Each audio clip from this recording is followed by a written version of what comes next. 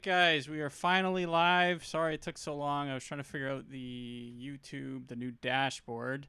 Anyway, I just want to say welcome and thank you guys for all hanging out at my live stream. For those who are new in the chat, if any of you are there, my name is Kevin and this is Karr Galaxy Studios. And if you're not aware of me, I am part of the Nimminati and the ChaosCrew. And on this channel, we do education and entertainment, and I do a bunch of hobbies, and we look at camera gear, as well as I have a small aquarium channel. And I'm always out there trying to help people with their YouTube tech issues. So, how's everybody in the chat doing today? I see we got, looks like 30-day reviews. Justin, how you doing? Christina, Urban Explorer Neil, Eddie Smallhorn, Jenny Ty. And that's all I see in the chat at the moment. How are you guys all doing?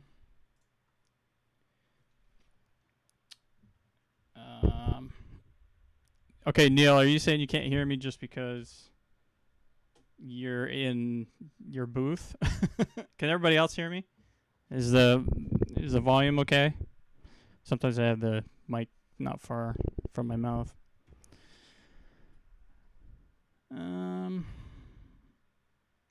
Then chat's going a bit fast here. So yeah, anyway, just everybody, how's it going in the chat? Okay, so I want to start out with a couple housekeeping things today.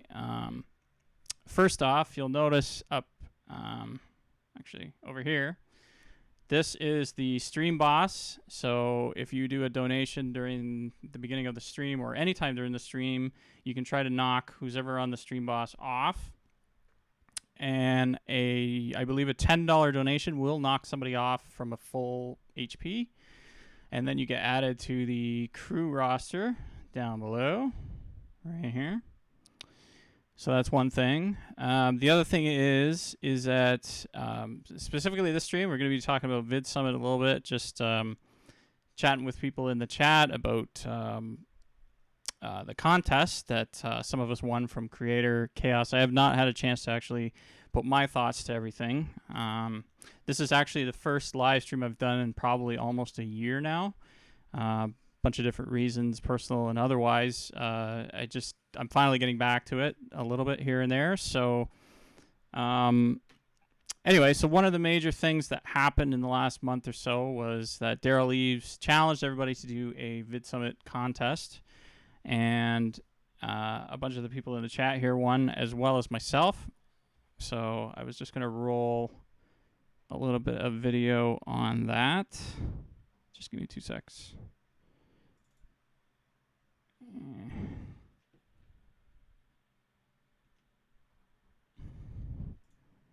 Okay, let's go ahead and do the next Vidsummit nomination, brought to you by Vidsummit.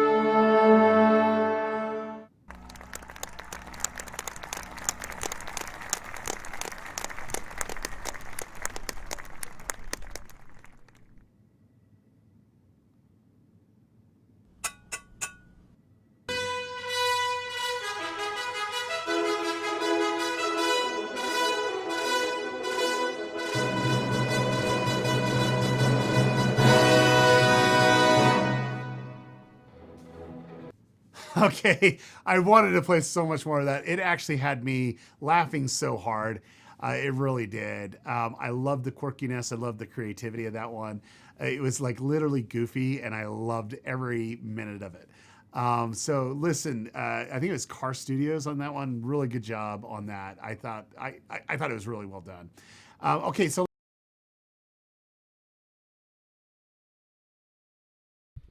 Okay, so that was Daryl Eves' reaction to the video, which was awesome. And I am going to Vidsummit along with a lot of the Creator Chaos. So Christina Smallhorn, the Urban Explorer, Beanie Draws, and I forget if I'm missing anybody. But the four of us, we won. So that was amazing. That was a real moment in my life. To say that I've actually got recognized for doing something that I had a lot of fun doing, and that was just amazing. So Daryl, if you're watching or you watch the replay, thanks for that, and I can't wait to meet everybody in Vidsummit when we get there. So part of the stream here is to raise a little bit of money to pay for the expenses to get to Vidsummit. Vidsummit isn't cheap. It's being held in LA, so at any time during the stream, just feel free to send me a donation to the link down in the description, or you can just send it to, actually I should post that link, shouldn't I? Let me see if I had it in the description. Hope I did. I think it's in the description. But if you just send a Streamlabs donation to that link, it'll go right to my PayPal, and we much appreciate anything you guys can spare to make that trip even better.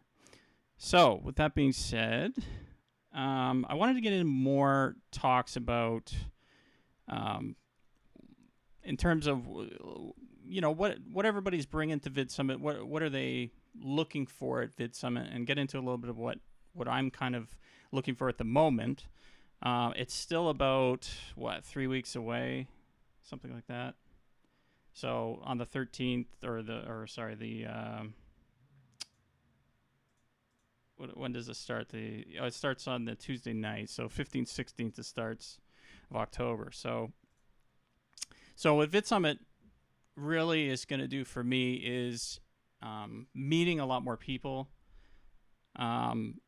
listening to their stories about success and sort of these transitional periods. I mean, my channel is still really, really small, and I'm growing and I'm learning a lot. And there's been a lot of major struggles. One of them is keeping the channel sort of financed so that I can do what I want to do and sort of target those creative moments and actually capture them and turn them into a video, because as most of you guys know, the more creative type videos and doing more things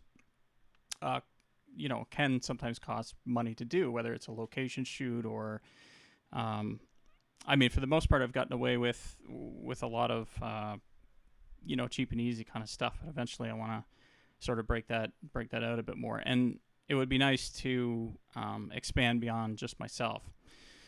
So that's some of the longer term goals. The other reason is I want to hang out with my Nimminati and ChaosCrew member team. We've never actually met in person before, but we have such a great chemistry that works. To see you guys in person and just hang out and say hi and say thanks and have a good time, it means a lot. Having a good group of people around you just helps. You can bounce questions off people. You can listen to their stories and sort of get support when you need it, and that's really important, I think, in this business. So that's one of the major things I'm taking away. So let's see who else is in the chat. I see Eric from Modern Day Tech is in the chat. Hey Eric, how's it going? He's part of the Chaos team as well. So Eric is also going to Vidsummit, which is cool. Let's see, anybody else show up? I'm not seeing anybody. If you guys are in the chat and you haven't said hi yet, please drop something in the chat and just say hello. Oh, nice. So we got a super chat from Eric for $10, and he is now the galactic ruler of the stream. So to knock Eric out, you need another $10 minimum, and I much appreciate that, Eric. Thanks very much. Neil, you're saying I should bring this a weekly thing. That may happen. It all depends on what's going on and whether I can bring myself to get on here. But yeah, it's definitely something I'm going to think of.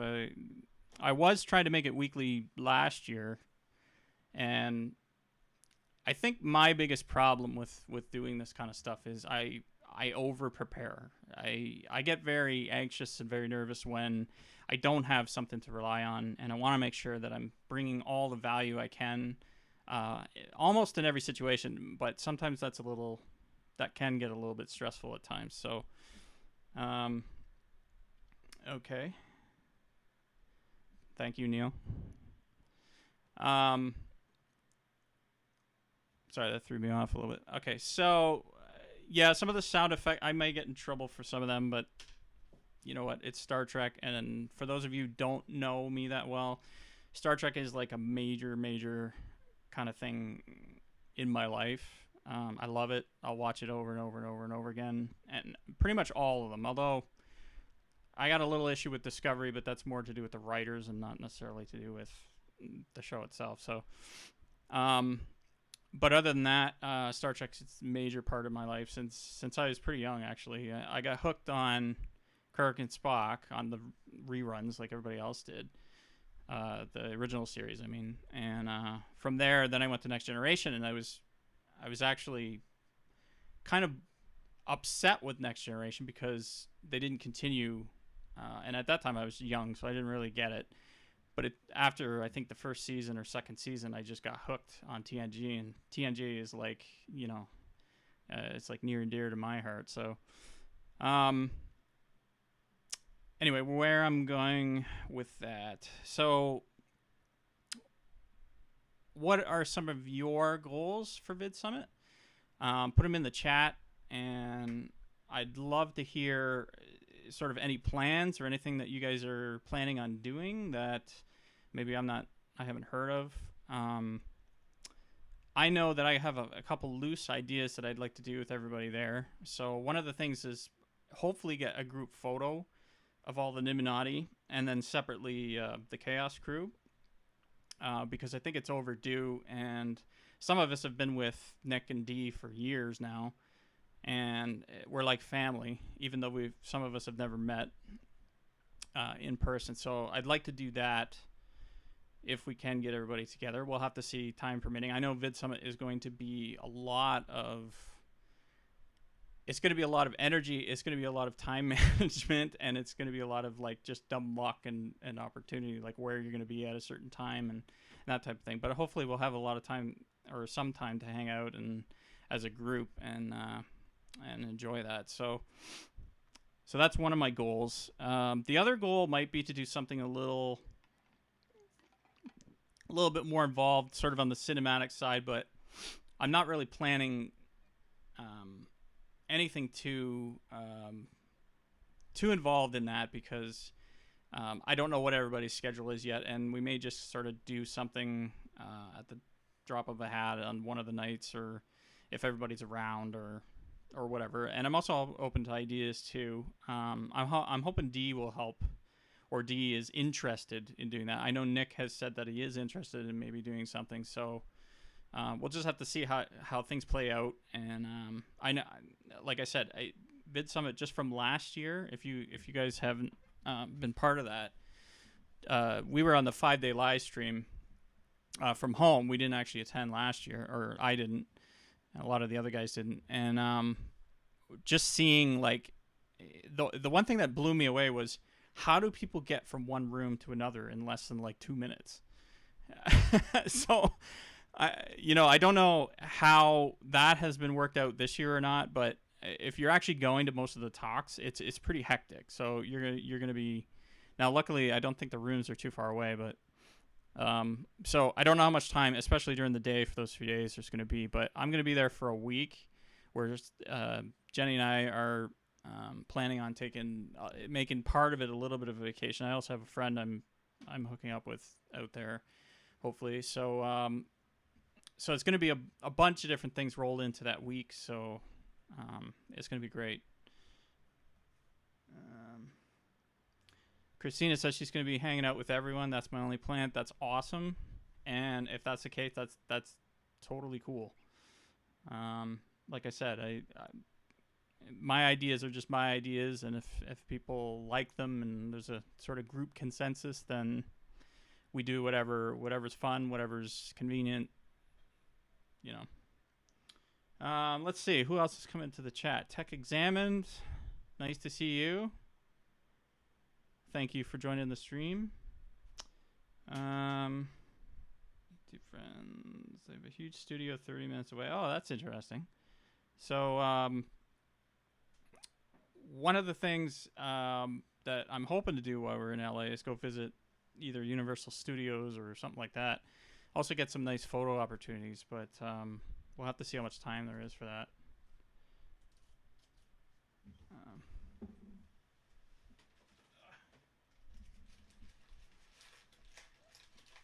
Okay, so I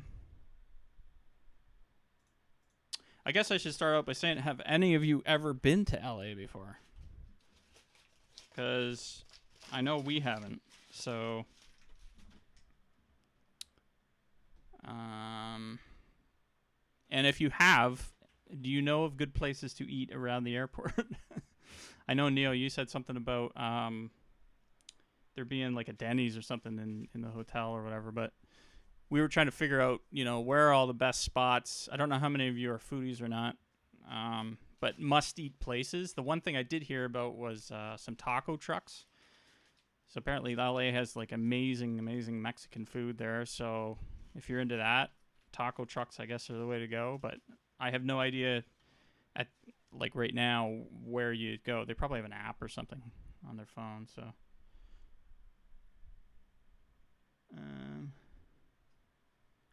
So Christina says she plans on avoiding some people. I guess you don't want to be more specific about that, so that's fine. So Eddie wants to do a collab with Neil. I think Neil is going to be collabing with a bunch of people, probably whether he likes it or not. But that's okay.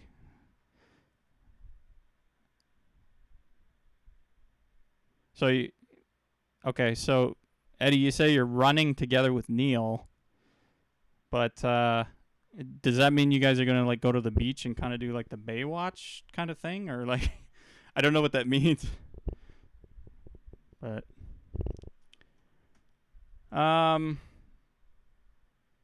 okay, let's see anybody else visiting in the chat.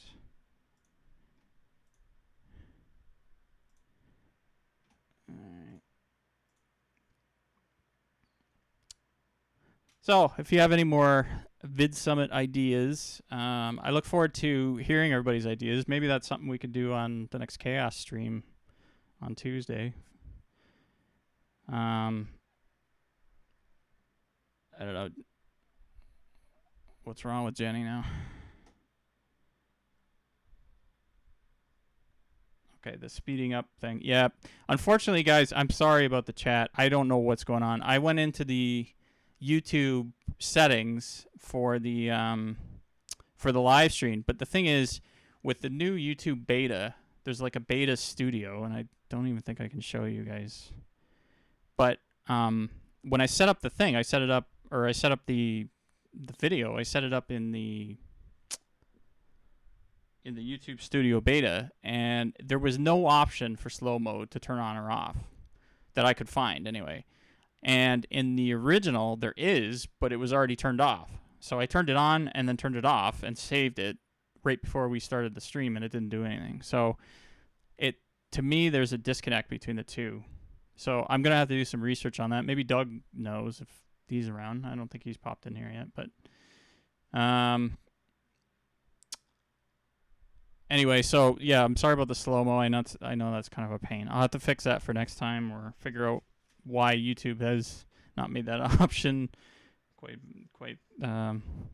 forward or whatever. So I was going to talk a little bit about cameras. There's been, since my last stream, I missed the whole EOS R release, Canon EOS R, and for those who don't know, that's their mirrorless camera that they released last year. I heard some good things about it. Peter McKinnon is actually using it, but it's got a cropped-in sensor. I think it's a crop sensor itself, but it's got a different mount. It's like a 54mm mount, RF mount is what they're calling it. So the thing I don't like about that is they're not using their EF mount or EFS, and EFS and EF are compatible, whereas this RF is not. So that basically means you have to have an adapter, but you cannot adapt. Let me rephrase that. You can adapt an EF to an RF, but you can't put an RF on an EF, if that makes sense. So if you were to buy this camera and you don't already have Canon glass and you start buying RF lenses, they're not interchangeable. So you can't do anything with it sort of, further than that. So for example, the 50mm, 1.2 or something that's on the RF. Apparently that's a super, super sharp lens, really expensive, but you can't put it on an EF camera mount. So for example, if I wanted to put that lens on my GH5 with a speed booster, you couldn't do it. And that's simply because of the mount itself. And the flange distance, because the flange distance is a lot closer. Because it's a mirrorless camera. So anyway, that was last year. And then recently, I would say in the last month or two, Panasonic released the S1H, which is their full frame version, basically, of the GH5. But they took out a couple features on it. But anyway, it was nice to see a full frame Panasonic camera for once. That's kind of really exciting, because one of the things that was lacking on the Micro Four Thirds sensors, which is what the GH5 has, the GH5S, is that the sensor suffers from low light in a lot of cases because the sensor size itself. They're trying to pack a lot of pixels onto those smaller sensors. So when you're doing professional photography, and we're talking about more on the professional side of things, when you see those really sharp videos that Peter McKinnon does and stuff, he was using up until recently full frame. So full frame does make a difference. Megapixels make a difference. The size of the megapixels on the sensor, they make a difference. And that's one of the reasons why Panasonic released the GH5S, because the sensor sizes were bigger, but they only got up to 12 megapixels, and that's because physically you can only fit, so much on one. So anyway, the S1H was kind of a nice release. I have not had the chance to get one in my hands. The one thing I don't like about it is they're using a Leica mount, which I kind of feel like that kind of makes it more specialized. I mean, sure, you can get some adapters, but if you want to mount Canon glass, for example, you'd have to get a Canon to Leica mount, and I'm not even sure at this moment if there is one. I think there is, but Leica lenses themselves are super expensive, and Leica, as you know, is they're all German made, most of them. So for somebody like me getting into full frame, if I had a whole bunch of Canon or Nikon glass, I'm not going to go after this camera, because the minute if you're using it for photography, you still want some autofocus, and the minute you put an adapter in the middle with that good of glass, you're back to manual shooting again. So, which is fine for some people. But anyway, it was nice to see that they were doing that. Had they put a Canon mount on a Panasonic, if that's even possible, that would have been the best of both worlds. That would have solved the issue right there, in my opinion. But they don't ask me, so nor did they send me cameras. But you can if you want. Also, the Pocket Cinema 4K came out. That, and actually, I was talking to Chris Conkle about this. He's got one. He's got one on order. He's got one coming. So I'm kind of excited about that one. But again, it's really made. It's not made for the average YouTuber or anything like that. Those cameras are really made for the quality. It supports RAW, it supports ProRes, all that stuff. So it's got an impressive spec sheet.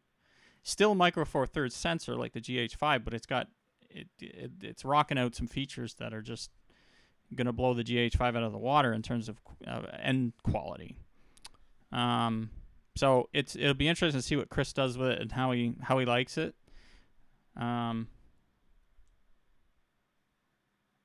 Yeah, lighter. So here's the thing. Oh yeah, my Instagram too. I'll have to post that. Okay, give me a sec. See, weight is a big problem. So if you're a YouTuber, I mean, 85 to 90% of what you can do on a phone. And the new phones with the triple, like the iPhone 11 and the Galaxy S10, those phones are amazing. I mean, having 3 lenses on a phone, and they're actually bigger sensors than the old one too, a little bit. So 80 to 90% of the stuff in a well-lit scenario, there's no competition because those things are in your pocket. So that looks like the trend that's going to keep going. There's still, like I said, for the professional or the high prosumer level, people who are doing effects work, people who are doing high-end photography for clients, who are doing stuff that requires no noise. They don't want to do a lot of post-processing, even though a lot of post-processing can handle it now. The bigger sensors and the higher megapixels and all that are still king for those high-end areas. And one of the reasons is that like Tony Northrup said, and I'm a big fan of his, by the way. If you guys haven't checked out Tony and Chelsea Northrup, they have an awesome YouTube channel. I've learned a lot of photography from him. So Tony, if you're in here or watching, thanks. But Tony has a good point. It's like, well, you're only going to get an 8x10 from anything you do from your phone, because the minute you try and print something in real life past 8x10 with a camera phone image, and I've hit this with my old phone. Now, granted, I have an old phone; I haven't upgraded yet. You just can't do it. The image falls apart. And, I kind of realized a little bit of this too when I was trying to print. I was trying to make some prints for our living room and stuff. And there was a point where I just reached it where it's like, okay, this was shot on a phone. It was not shot on my bigger camera, and this is the max I can really go. So, super chat. Let me just check who that was from. Sorry, I got the screen really small, so I can't tell. Just going to check who sent the donation. And that's from Thurbs and Explorer. Thanks a lot for the donation. If I don't know if you're going to Vidsummit or not, but if you are, I'll see you there, and hopefully we can have a drink or something. Thanks very much for the donation. That's awesome. So, okay. So anyway, print material is always going to require a bigger sensor to take the images. And the more megapixels you have and the cleaner that is. And Tony Northrup recently did a video on this. The new Sony, the new Sony camera, I can't remember which one it is able to take a multiple image and basically put it together and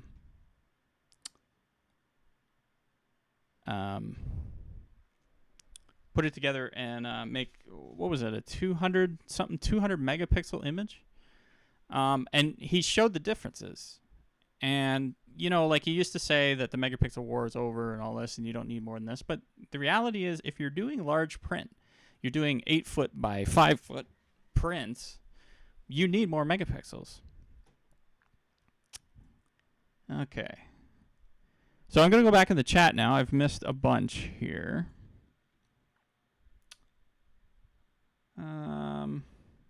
Okay, Neil was talking about a grooming kit. You must be talking to Justin. Let's see what else we have here.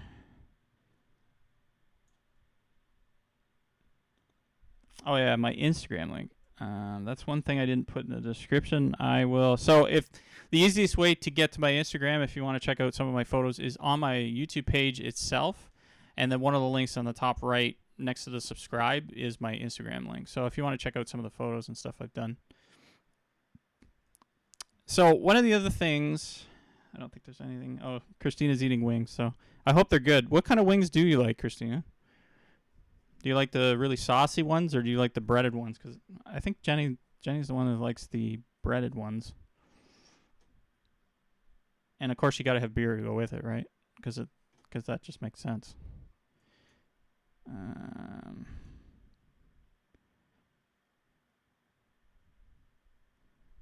That's me, Kev. Is he on drugs? Who's on drugs?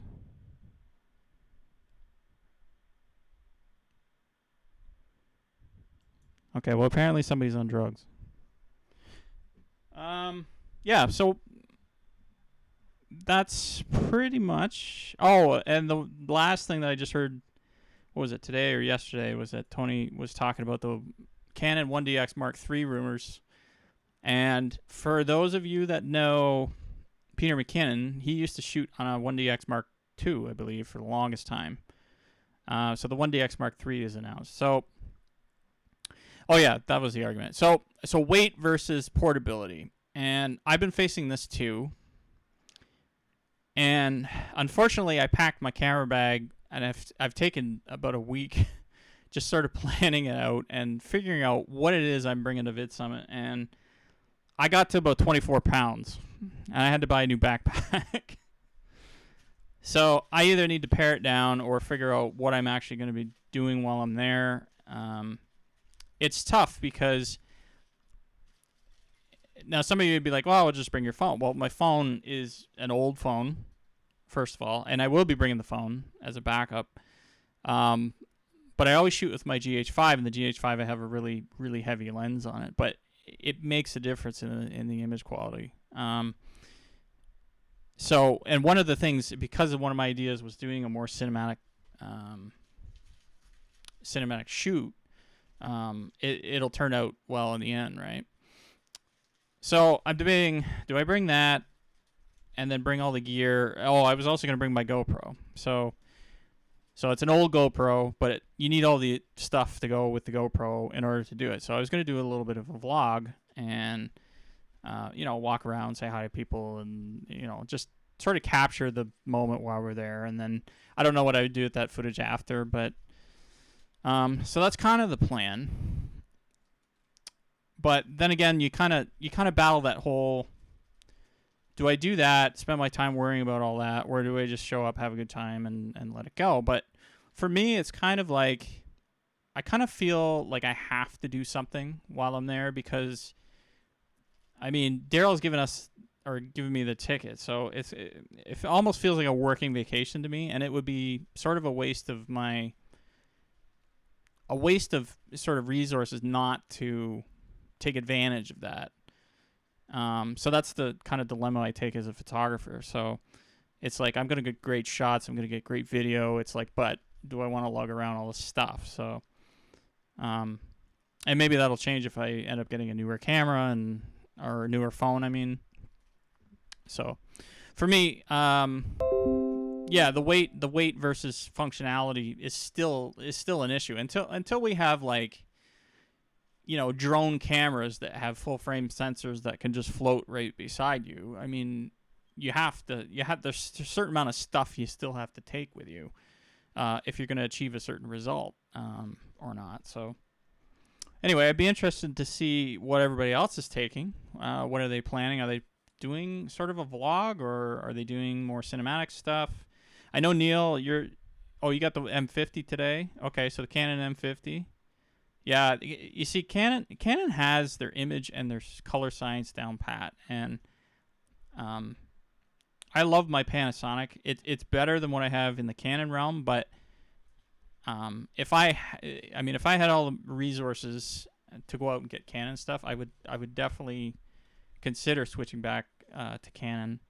So Canon, if you're listening, you want to send me anything, feel free, please.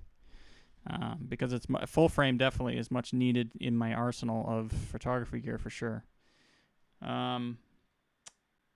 Also some lenses. Canon has amazing lenses at the high end, like the L series.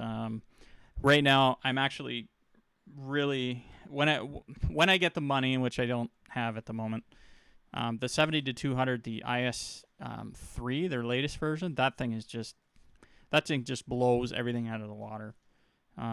Sigma's got some nice stuff too. The Art Lens series, and I have one of those, but I don't have the range of the telephoto. So Neil, what lens did you get on the M50?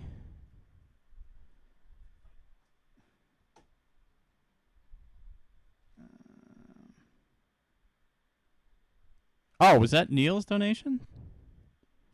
So that last one was Neil's? That's awesome, dude. Thanks, man.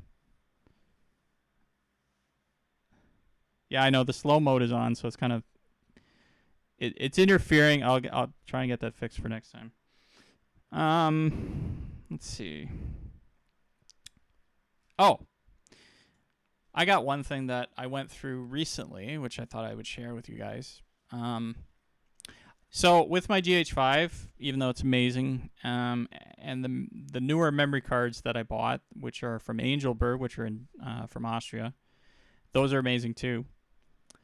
I bet you didn't realize that there's a certain way to format memory cards, and when I read this, I was like, "What do you mean certain way? Like you can format them in Windows, and slap them in your camera, and it should be the same as long as you're formatting them to the same format." And also, I was like, "Well, why should you have to format them?"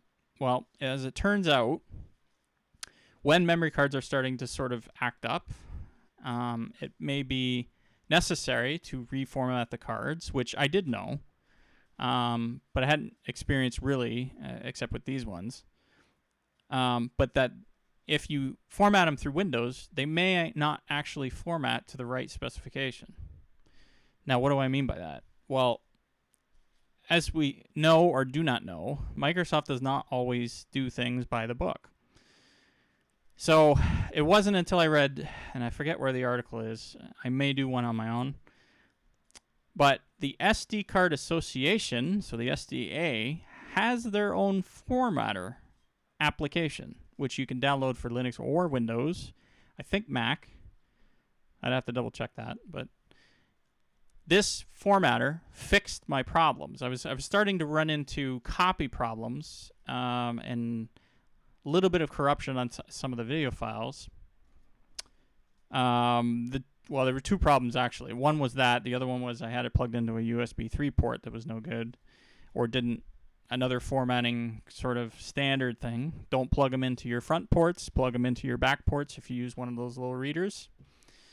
Because at the higher speeds, there's more chance for bit rate errors or whatever with certain chipsets, which is a whole other thing, which I may go into at another point. So, bottom line is, the SD Card Association has a formatter. I now use that formatter every time I'm going to format these high-end cards, because it doesn't mess around. You know for sure that the association who's making it. So I had no idea before this, and now I do, and I just wanted to share that with you guys. So hopefully that helps some of you who might be having some card issues or performance issues with their cards.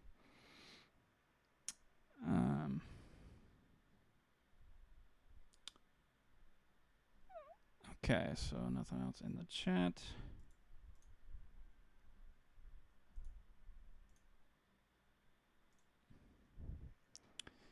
So, is there any questions in the chat from anybody? Is anybody new dropped in? Yeah, even if you just want to say hi, that's cool.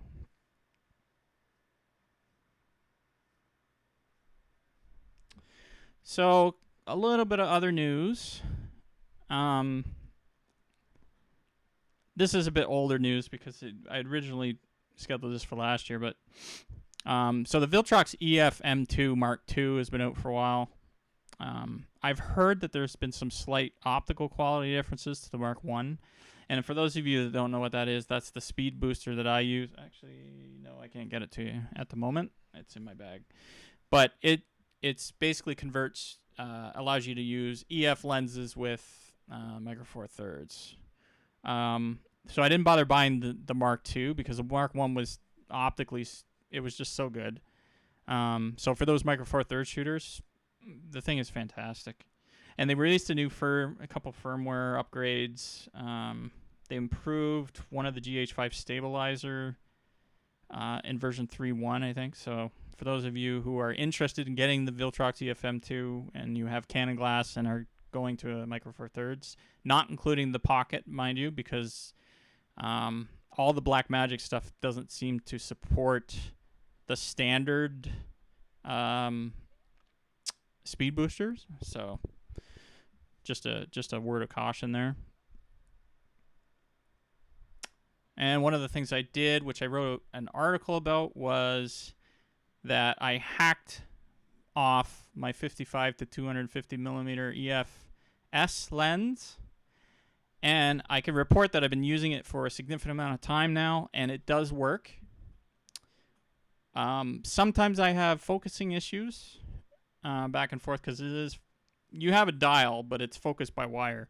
It's not a physical that's tied to the lens at all. It's an electronic thing. It does work, but the focus is so narrow that it's very hard in event shooting to get it to focus in. But if you turn the spot focus on, where you can just, I think it's in what is it? The single mode. There's a dial on the back of the GH5, and one of them is continuous autofocus, which doesn't. I don't think that works in certain video modes. But anyway, the single focus is the top one. So if you hit that and I do back button focus, you can sort of get, and you have your focus dot set to spot focus, you can sort of get a focus point and then start your shoot and then, sort of manually adjust from there. So I was quite surprised when that lens worked on the speed booster, which is going into the Micro Four Thirds. And the benefit of doing that, by the way, that lens, the 55 to 250 mil Canon, it's the IS STM lens. It's only like $200 Canadian, 200, 250, something like that, retail. So to get an APS-C lens, when put on the speed booster, compresses the image more. You get higher image quality out of a lens that already had decent quality. It's not an L lens, so it's not like a really good one, but at least it gives you that, and then you have that entire range. So I've been pretty happy. It's now become a major part of my kit until I'm able to upgrade to a more expensive L lenses. But so the range you're getting, because like on an APS-C, it's like 55 to 250.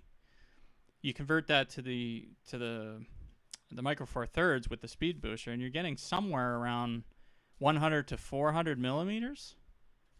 So you can zoom in pretty far with that. Like that's for relatively inexpensive. So I thought that was worth posting about, and I put that in my blog article. If you want to check out my blog article on my website.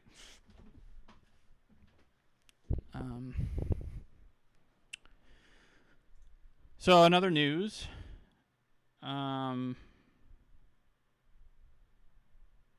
Let's see what's going on in the chat here. Looks like everybody's talking about Vidsummit. That's good.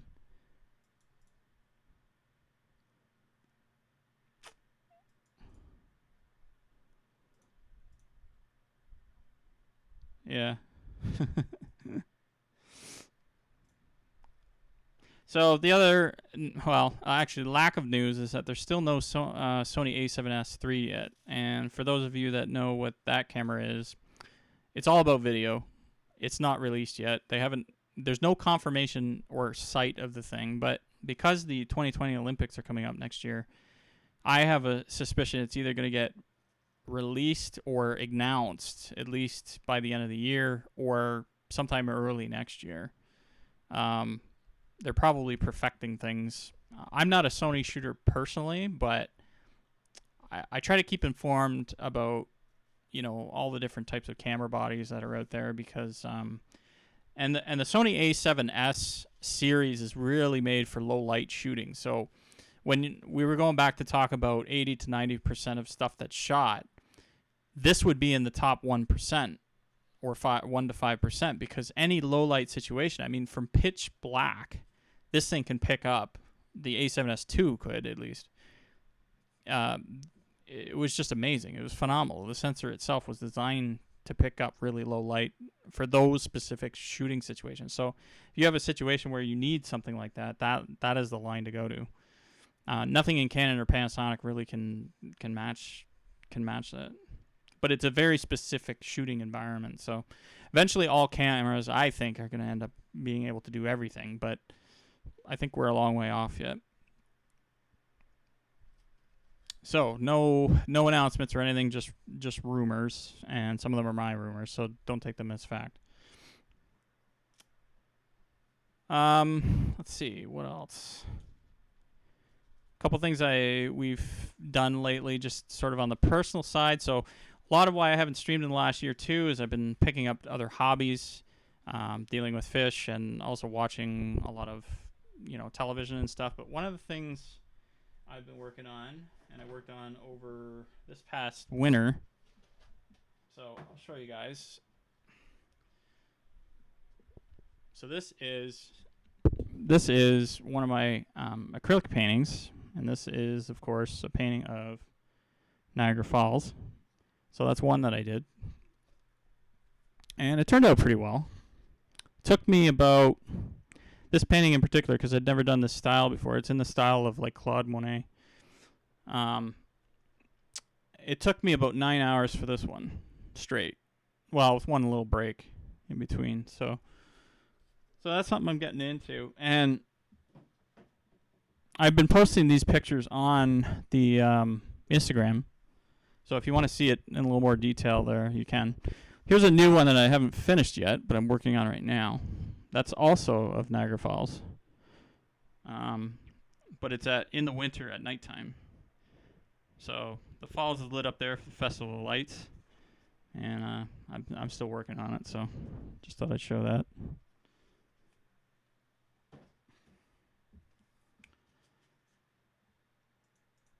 And another thing I've been working on, which I can't talk to you too much about, is since earlier I mentioned I was a Star Trek fan. This here, which is a big secret, is a combination of over a year of work. This is my pilot spec for a series of Star Trek. But I can't talk about it, other than to say that. So I'll tease you with that. I can tell you how many pages it is. It's 140 right now. But that's a first draft. And nobody gets to see it except a select few. Until it's like in its second or third draft. So, and I'm hoping I can at some point do something with it. Hopefully send it to CBS, or if anybody from CBS is watching, that'd be fantastic. But at this point, I don't really know what I'm going to do to it. It was more of a passion project than anything. I don't really expect it to really sort of go anywhere, but I just thought I'd put it out there just for notion's sake.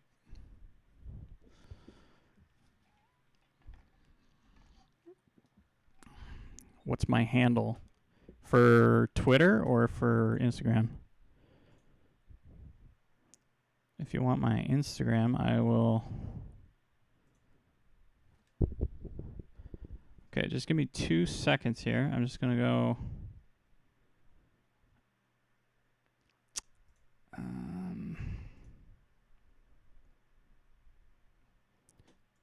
So, I'll just put my handles in the chat here. I don't think I added them to the description. I'll have to add them.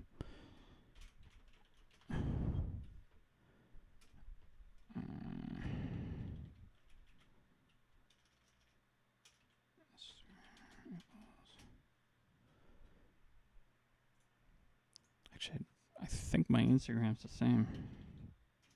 I just have to check. I haven't been on in a while.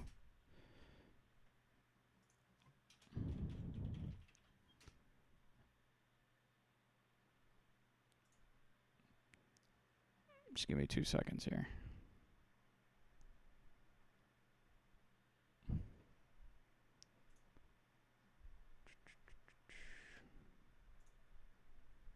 Yeah, like I said, if you want to, the easiest way to go to my Instagram is on my YouTube page. But here is my Instagram link for those that want to check it out.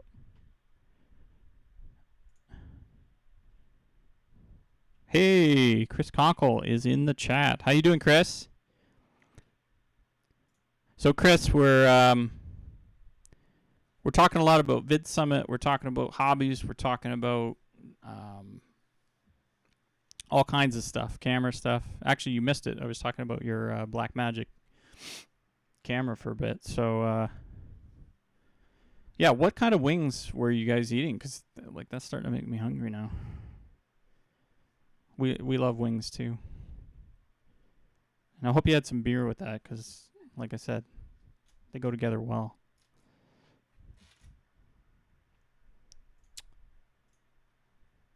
So, television shows. So we just finished Stranger Things season 3. I don't know how many of you are fans of that show, but it's fantastic. It's like it brings you right back to the 80s, and I grew up in the 80s.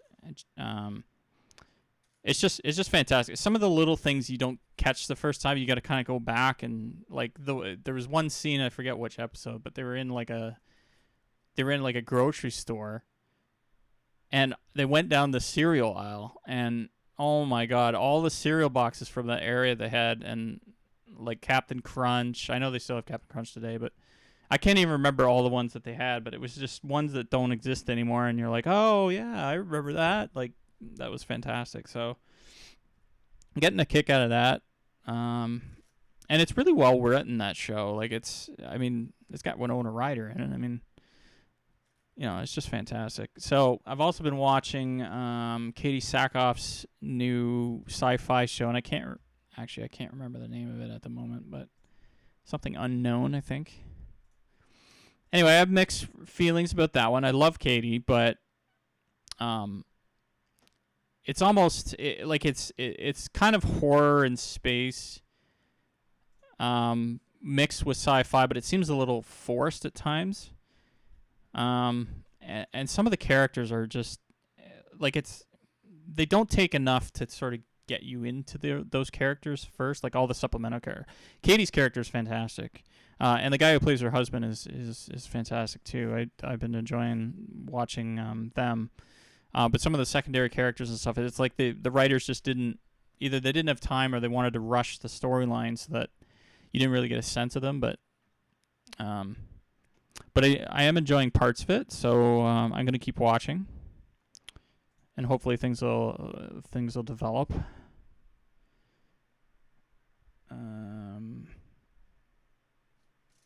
Let's see what else has been going on. Haven't watched. I can't remember the last movie we're watching. We've been watching a lot of Star Trek reruns on Netflix, and a lot of YouTube live stream. Everybody's live streams that we catch regularly. I mean, if you see the schedule every week, I mean, I'm either watching Christina's live stream on Thursday, Michael Daniels on Friday, Trek Yards probably 2 or 3 times a week. They're a great Trek channel if you're into Trek and ships and stuff. Who else do I watch? Peter's stuff. Watching Daryl's stuff. Yeah, it's just like YouTube has taken over my life, which is a good thing in a way. And but TV schedule wise, I haven't seen too much. I don't think. Maybe. Yeah, you have to binge watch Stranger Things for sure. What's everybody else watching? Anything interesting that you guys watch, either sci-fi or otherwise?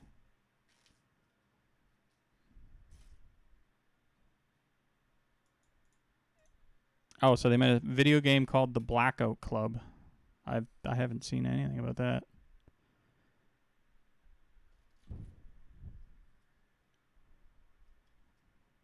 Yeah, no worries, Neil. We know you're at work, so.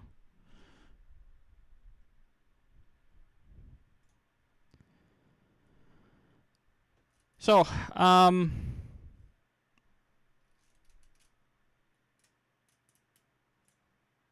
anyway, that's pretty much all I was really going to talk about tonight. If there's anything else in the chat you guys want to talk about or want me to talk about, let me know. Also, if at the end of the stream, if there's something you didn't hear or you want to get an answer to or whatever, don't forget to leave a comment in the stream replay. That way we can continue the conversation, and I'm hoping the conversation continues for Vidsummit. I'm super excited to go. Like I said, I've never been to LA ever, and it's like the movie Mecca, and great sunshine and happiness sort of land. Except for the smog. I've heard the smog's pretty bad, but not in October, so it should be pretty good. I'm so excited to meet Nick and Dee and everybody else.